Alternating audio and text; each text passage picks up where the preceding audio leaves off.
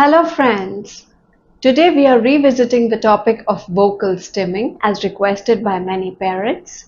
I will leave the link of my previous video on this topic, but today we are going to focus on what to do on the spot when you see your child is stimming vocally. Third one is called as response interruption and redirection, which simply means that the response right now is the child is stimming vocally and you try to redirect it by stopping it and getting the child's attention to something else. Simple distraction. This can be done in two ways. If the child is verbal enough that the child responds, you can try to talk to them about something they are familiar with, something that they like. Maybe the child likes space, maybe the child likes a certain cartoon, or maybe the child likes his action figures, or maybe the child is fascinated with a certain rhyme. So you start talking about them or singing that to the child to calm them. The second technique, if the child does not respond that frequently or has challenges with response or is nonverbal essentially. So in that case, you can tell, okay, let's look at the mirror. Our face is dirty. Let's go and clean it up.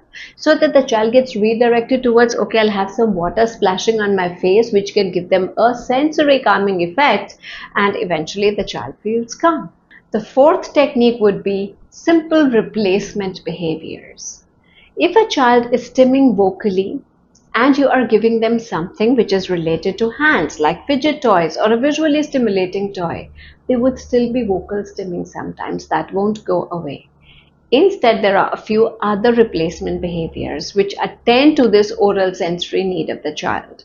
For example, start talking to the child or let the child talk to you. Even if they are saying something, try to listen to what they are saying and try to respond to that. Secondly, give the child some water to drink because it provides a good oral sensory stimulation, and at this time it's really beneficial if you attend to would the child prefer at this time cold water or hot water or a lukewarm water. Based on that you can provide it. Thirdly, purposeful sounds. Direct the child towards purposeful sounds. For example, some specific melodies or rhymes that can help them to direct random sounds to more melodies. Or you can try to talk to them in terms of sounds which are related to maybe vowels. A, E, O, U.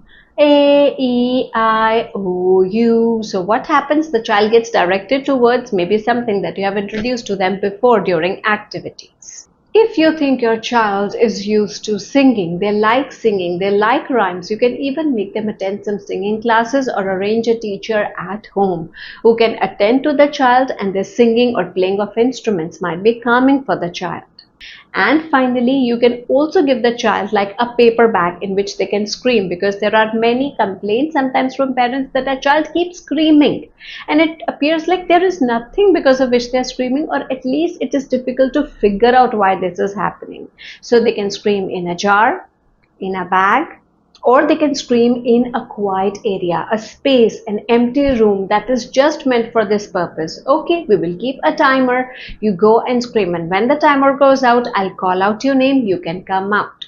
So even if the child does not understand all these instructions, you can lead the child to that room, let them scream, and after maybe 2 minutes, 3 minutes, whatever timer you have kept, you can go and call out their name so that they can come out to see that yes, the environment is changed and now they are allowed to do whatever they want. And a final note on mirrors provide an excellent means of self-awareness for children. So even if a child is vocally stimming sometimes, leading them towards a mirror where they can observe themselves. If they're singing rhymes, maybe doing some actions along with them. If the child is screaming, let them watch how a scream sounds. And you can also try to do similarly with them. So that what happens, and then you put your hand on your mouth to stop.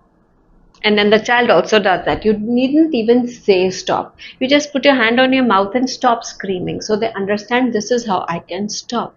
This is how I can regulate myself. And after that, offer them some water to drink.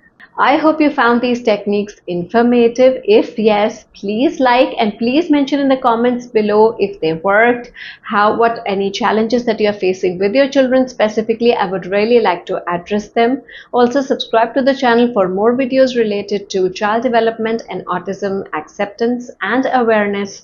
Ring the bell icon for notifications, and we'll meet again soon. Bye.